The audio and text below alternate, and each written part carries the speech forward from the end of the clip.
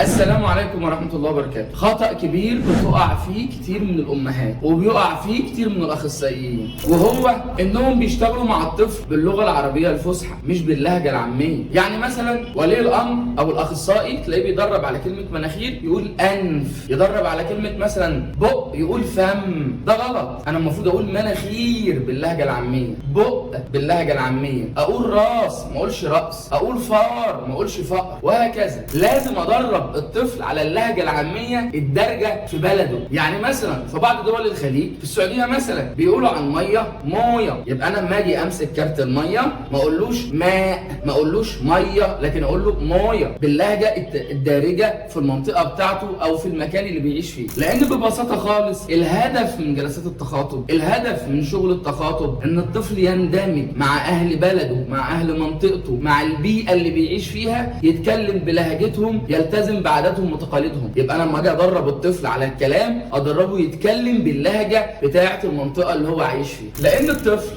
لو بقى يتكلم باللغه العربيه الفصحى في منطقه شعبيه او في منطقه حتى راقيه او في منطقه سكنيه، هتلاقيه بيتعرض للتنمر. انا ما ينفعش اروح للسوبر ماركت مثلا واقول للراجل في السوبر ماركت من فضلك سيدي اعطيني كيس من البطاطس المقطعه، ده ما ينفعش. لكن انا بقول له السلام عليكم عاوز كيس شيبسي، تمام؟ فانا بتكلم باللهجه العاميه الدارجه بتاعه البلد اللي انا عايش فيه. ونفس القصه لما اكون بحكي للطفل حدوته او بحكي له حكايه، ما بتكلمش باللغه العربيه الفصحى، انا بتكلم باللهجه العاميه، وخاصه الاطفال المتاخرين لغويا ما احكيش باللغه العربيه الفصحى. على سبيل المثال اشهر برنامج احنا شغالين بيه دلوقتي في المراكز وفي السوق البرنامج المصري للغه والتخاطب. هتلاقي البرنامج المصري الكروت بتاعته مكتوبه باللهجه العاميه. يعني مثلا في كلمات والمقطع هتلاقي كلمه فم مش مكتوب فم، مكتوب مكانها بق. كلمه راس مش مكتوبه راس، مكتوب مكانها راس. كلمه وجه مش مكتوب مكانها وجه، مكتوب مكانها وش. يبقى انا بدرب باللهجه العاميه. وهكذا بقى هتلاقي في الكلمات اللي هي المقاطع المختلفه، وهكذا الى اخر الكروت. هتلاقي مثلا في كتاب الوصف انا بكلم الطفل بقول له ايه؟ انت شايف ايه؟ ما بقولوش ماذا ترى. ولد بيتفرج على الكرتون، بنت بتلعب بالبالونه، بنت تلعب بالقطه، هما بيلعبوا مع بعض بالكوره. لكن ما بقولش هؤلاء الاطفال يلعبون